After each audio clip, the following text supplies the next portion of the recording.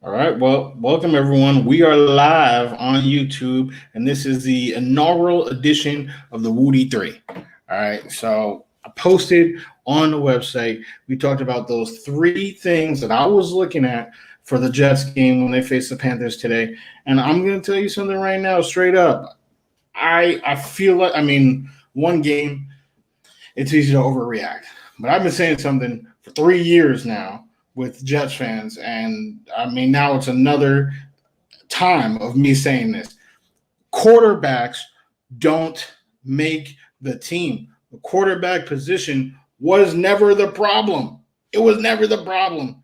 Look at Zach Wilson. This is your savior, and look at him struggle. Why did he struggle?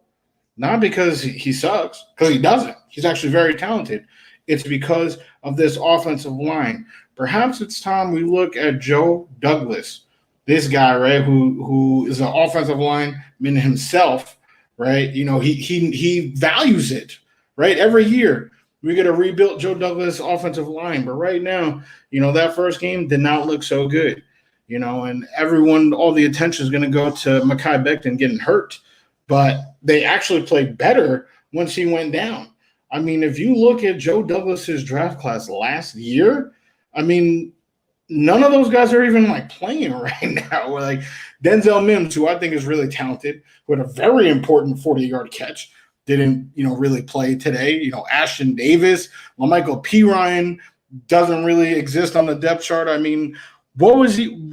What's going on with Joe Douglas? I think we need to look at that, because when I look at the other two things that I talked about, the all gas, no break, it was very clear to me that Robert Saleh had some sort of, Herman Boone type Denzel Washington halftime speech, because those boys were playing to start that second half. There's no doubt about it. The defense picked it up. As a matter of fact, the whole team picked it up in that second half. If you separate it half to half, it was 16-0 in the first half and then 14-3 in the second. So, clearly it does look like, Saleh has done his part to change the culture. As for the running backs, they didn't do anything because the offensive line was horrible. We need to rebuild this line. Clearly, when you look on the other side with Darnold, wow, looks like he's not terrible after all, huh? When you give him actual weapons, actual people who know how to play football, DJ Moore looked real good. It was a beautiful throw to Robbie Anderson, one of Sam's favorite targets of his career so far. The guy was balling.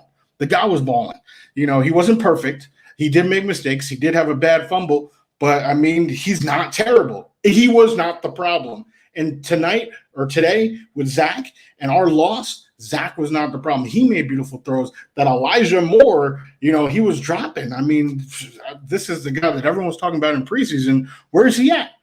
Maybe it's too early to say that, right? It's only one game, so I don't want to overreact. But I'm going to tell you something right now. It was never the quarterback these last 3 years, and this loss today is not the quarterback.